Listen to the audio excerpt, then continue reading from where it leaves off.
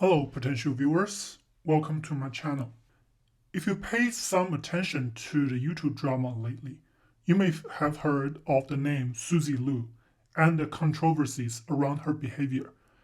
And if you have not heard about her, here is a super short intro. Suzy Lu is a reaction YouTuber who occasionally games, who has become popular for her anime reaction videos, and even got featured into YouTube Rewind for a year. Lately, she had controversies surrounding her allegedly false flagging other channels and videos critical of her conduct. My impression of Suzy Lu could be a source of bias, so let me clarify first. The first videos I watched from her was her playing Monster Hunter World base game, and from then I checked out her channel because I found them mildly entertaining.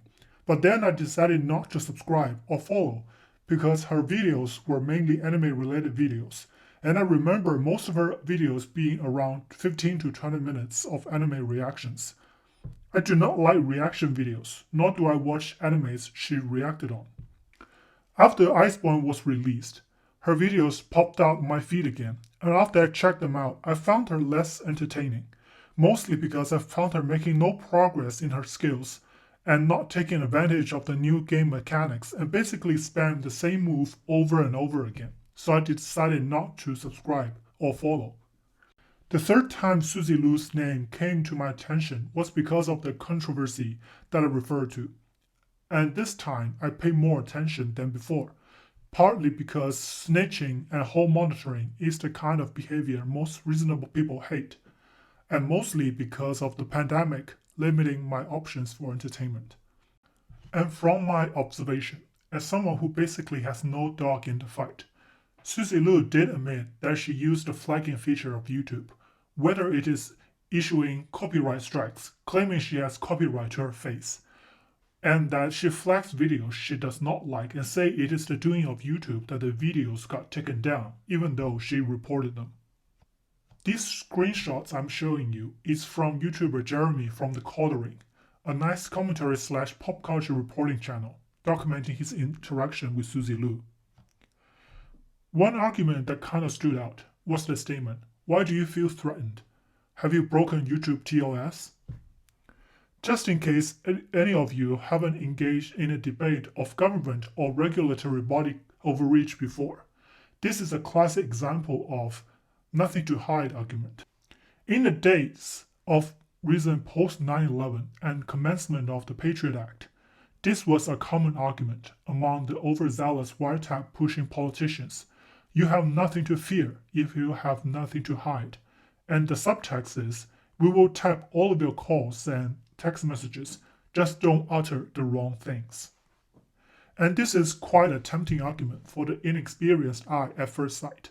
Yeah, indeed. If you haven't done anything wrong, why do you fear the possibility of surveillance from the government and other regulatory bodies? However, this statement plays a kind of intellectual sleight of hand that is quite common in the modern day media sphere, the sneaky shift of burden of proof. Now, what do I mean by that? The sleight of hand happened here, that some individuals presume innocence becoming the justification of the regulatory body's actions to impose regulation on the general public, rather than the other way around, where the reasonable suspicion of certain individuals' criminal action or tendency to commit criminal action justifying regulatory bodies' imposition of regulation to the individuals or groups with a reasonably close adjacency. Now, I am quite impressed with myself on this sentence, so I am not changing it. But in a simpler and more human-readable version is this.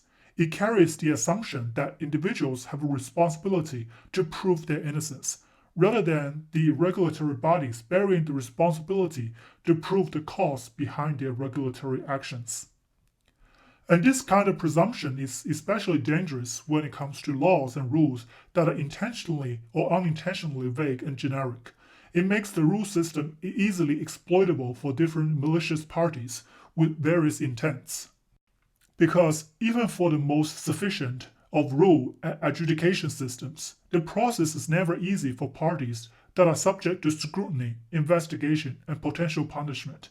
It takes resources, time, and great deal of personal effort to deal with the processes, not to mention the potential for personal harm, mental stress, and severe disruption of one's personal life and business activities.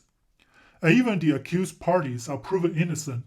In a lot of these cases, the resources and time spent are rarely compensated. Take the Wisconsin deputy for threatening a teenage girl with the charges of disorderly conduct for Instagram posts, for example.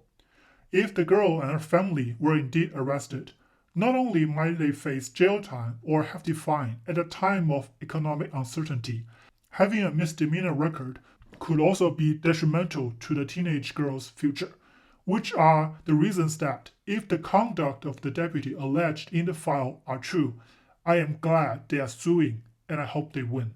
The ambiguity of the definition of disorderly conduct, and combining with the fact that the current state of affairs making people more tolerant towards authorities enforcing misdemeanor laws to maintain social order, in my honest opinion, are the two main factors behind such an unreasonable threat of arrest and power trip. This kind of situation will surely be exploited by not just power-hungry authority figures. It also tends to be exploited by parties that have overzealous social engineering tendencies. The Karens, the soccer moms, the wine ants, and the moral busybodies. And probably most common yet probably least discussed of all is that it can be exploited as a means for malicious competition in the market. What better example for a combination of all of this be than the New York City's pandemic snitching hotline?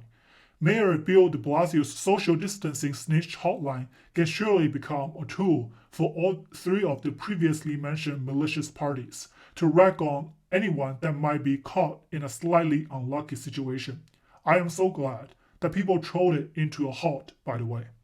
This, of course, applies to rule systems that are complex with respect to the goals for which they are set up, and often subject to biases and preferential treatments in the enforcement.